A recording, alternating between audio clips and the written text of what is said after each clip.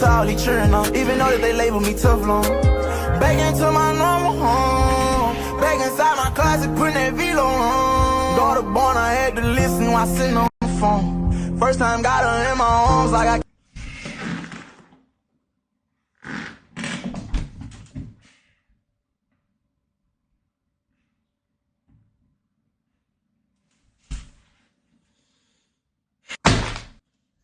What's good, YouTube? It's your boy Trevi Trev, and I'm back with another video.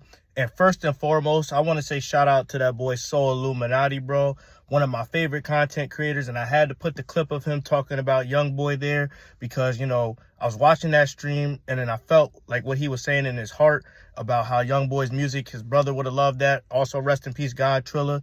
And Soul Illuminati, I've said it many times, one of my favorite content creators, one of the people that inspired me to do these style of videos. And he actually inspired this topic of video because, bro, my boy YoungBoy is out. And, you know, I'm a big NBA YoungBoy fan. I'm not like a D writer or nothing, but I do like his music. And I do relate to his music because I come from a certain background similar to him. But thankfully, you know, my parents got me out of that environment. You know, we come from Newark, New Jersey. I moved out when I was 4. And a lot of what he talks about on his music, about going through trauma and different things, I relate to that a lot. So, you know, when I saw that clip of Soul, like crying and everything, it hit my soul because that's one of my favorite YouTubers talking about one of my favorite music artists. But, you know, I don't be on no D-Writer stuff or nothing like that. But I wanted to talk about this video because YoungBoy, he got pardoned by Trump. And I was like, damn, well, I wasn't expecting that. And I wanted to make this video to kind of talk about that because, honestly, this is one of his last chances, bro. And if he messes up, similar to how Kodak Black is kind of messing up, he could go to jail for a while, bro. He could go to jail for a while. And, you know, he's reaching the age where people aren't feeling sorry for him being young anymore. And they're starting to see a pattern and they're starting to not feel no sympathy for him. But he has to take the most of this opportunity, make good music, lock in, be around good people, and raise his kids and just not crash out. You don't want to see him crash out because, you know, despite all that hood stuff he does, he's a good person underneath. And I could tell that because I'm similar to him in a sense, bro. I'm not like I've been living middle class more than I've been living in the hood and in poverty, but I relate to what a lot of what he's saying because when you get to a certain like threshold in life where you overcome that hood life, you know, you have like survivors killed. You have survivors killed for you making it out of there and other people still being stuck. But you got to overcome that and you got to say, I deserve this. I deserve this. You know, I want to do a better life for my kids and I want to leave that nonsense behind me because that was my past and it's time to be present. It's time to be cognizant of who I want to be and it's time to just expand past that hood mentality. And he's reaching that age. Kodak's reaching that age and they got to basically take the pardon and do the best they can with their lives because they made some mistakes when they were young and they don't have the positive influences around them that other people do to overcome that. And now it's time for them to grow up, basically.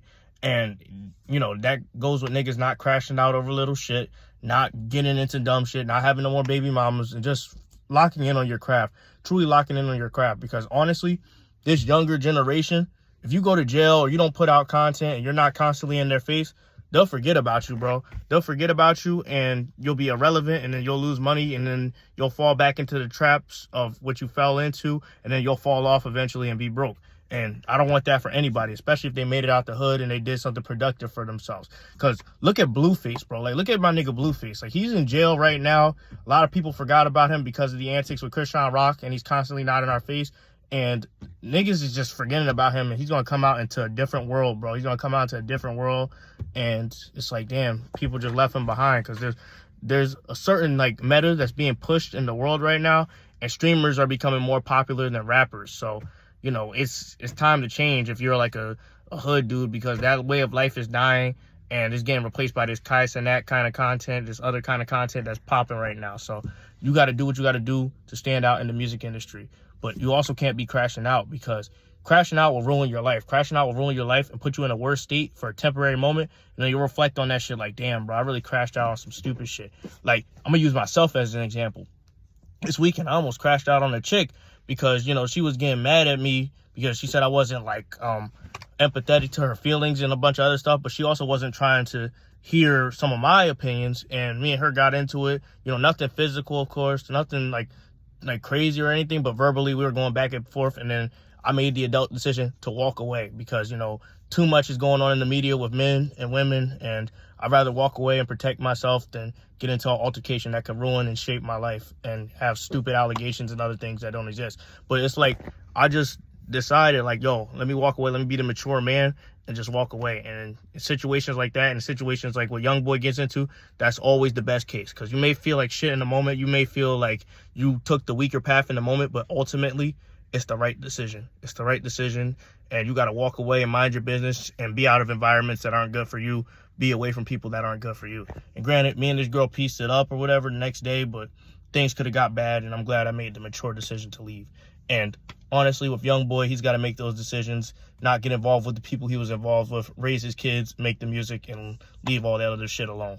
But, you know, I'm happy to see him out. I'm actually glad Trump pardoned him. Trump actually did something good besides the bullshit he's been doing with the federal government just to get some popularity with the black people. But, you know, it's like good to see someone have their freedom back. But, you know, ultimately we have bigger issues to worry about in this country.